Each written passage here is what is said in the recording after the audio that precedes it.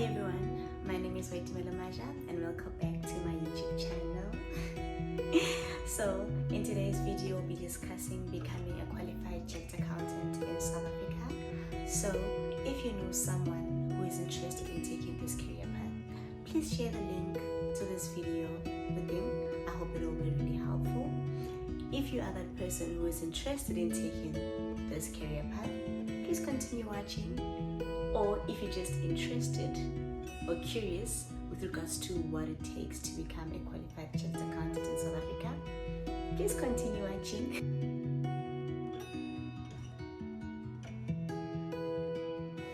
Okay, so I will start off by explaining the subjects that I took in high school. So I went and chose the full commerce stream, which relates to accounting, economics, business studies, and then pure maths. And then I did, those other two. Okay, I did English as first additional language, and then Sepedi as home language because I'm a Pedi girl. Yeah, so those are the subjects that I chose in high school. It's not really a problem if you didn't choose the full commerce stream, because I know people that took accounting, physics, and life science, I think, and they still managed to get into the accounting stream, mainly because in the first year of varsity, or economics, business studies, what else? Yeah, I think those two, they are taught at a high school level-ish, just so you can be able to like catch up. Yeah, so it's not really a train smash if you did not take the full commerce stream, but I found it to be very beneficial for me because in my first year of university, it felt like I was doing a recap or revision of what I learned in high school when it comes to like business studies and economics. So I think, yeah, it's not a train smash really. And then when it comes to the requirements to qualify for become accounting scientist at the University of Pretoria, I think English has to be at a level 5, sorry. English has to be at a level 5, and then mathematics has to be pure maths, right? Has to be level 6 for your metric results. And then the overall APS score, I think it's around 34. Yeah, 34. So the minimum requirements for studying become accounting sciences at the University of Pretoria: English level 5, pure maths level 6, and then APS score of 34. So yeah, I think those are the minimum requirements. And then my discussion will be mainly around the University of Pretoria because that is where I studied my undergrad.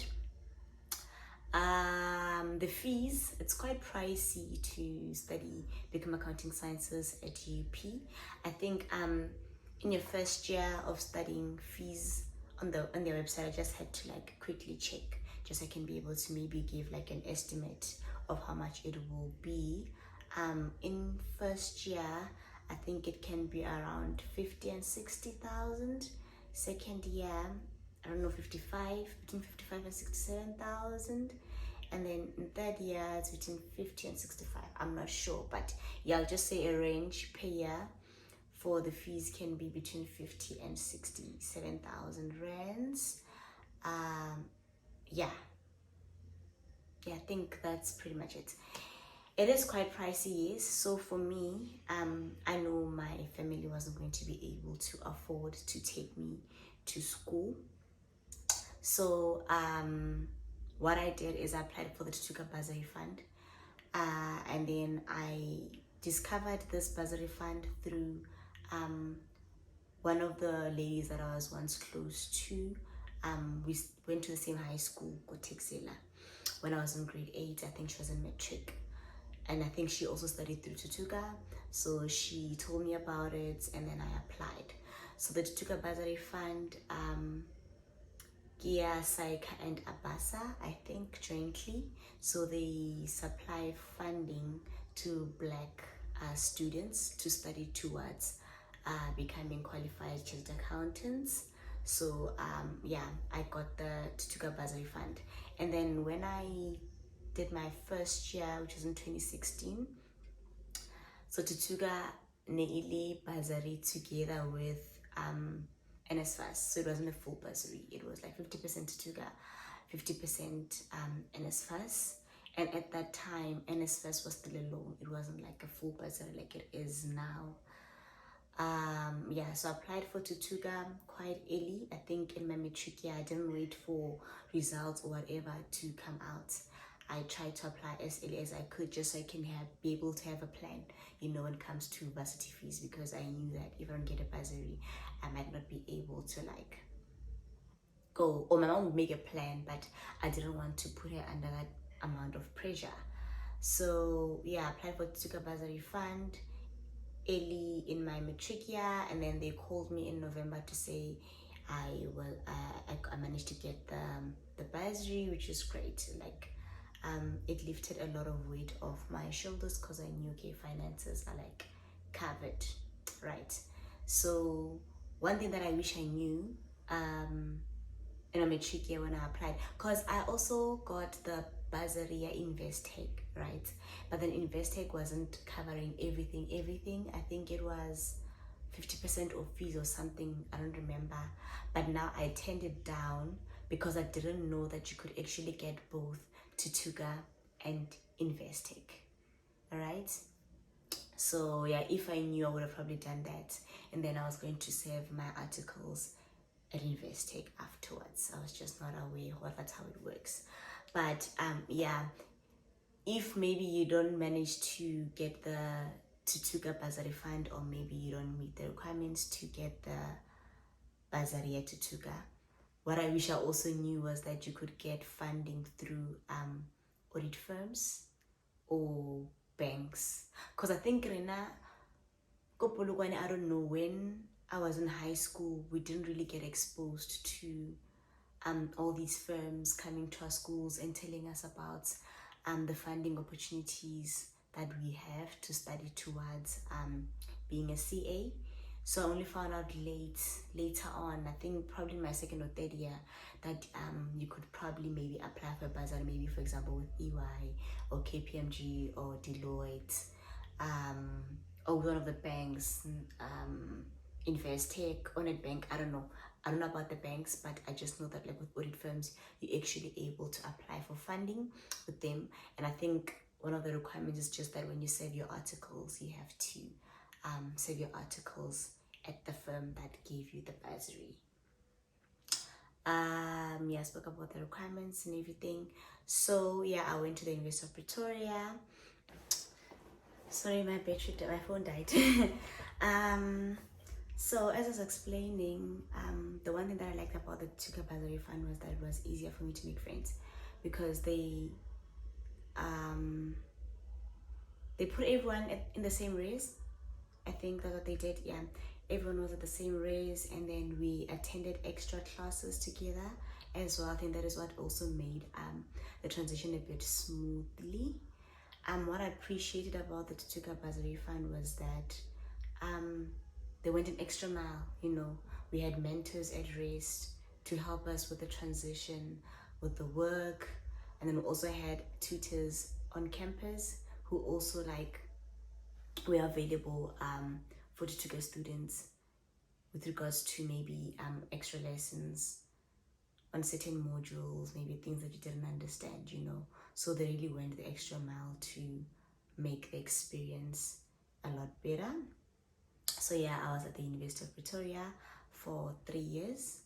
And then for UP, for you to be able to qualify for their CTA, which is the Certified Theory in Accounting Postgraduate Studies, you need to meet certain minimum requirements.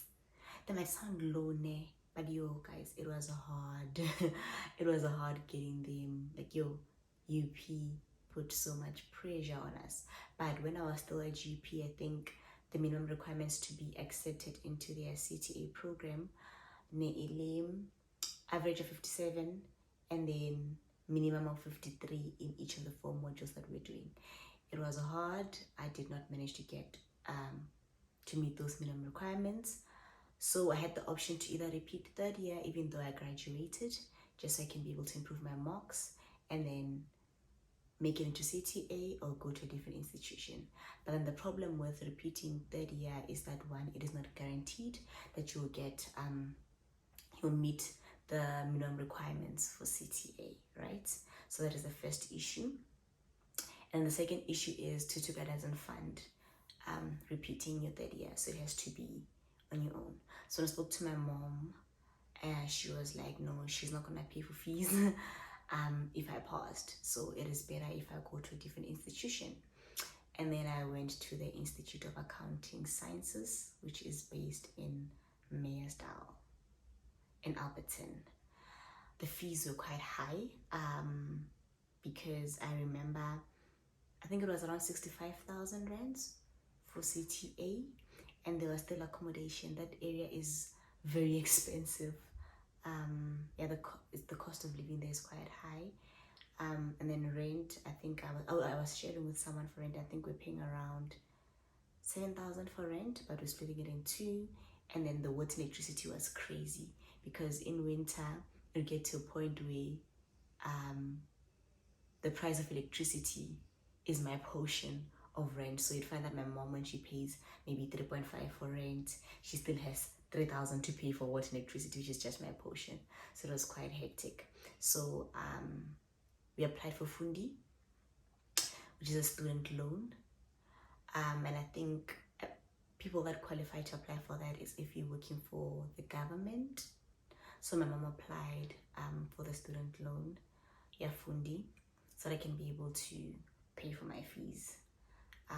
So there's another financing option for when you want to study or take this career path.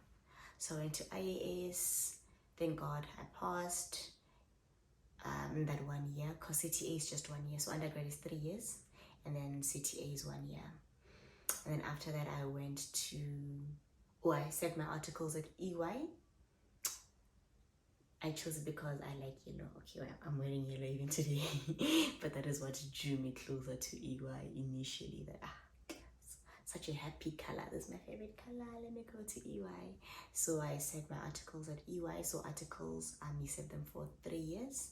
And then when you set your articles, you have to write 2 board exams. The first board exam is ITC, which you write in your first year of saving your articles. So we write it even before you start. Actually, we put it like that because the contract will say you're studying in January, but January you'll be on study leave for your first board exam.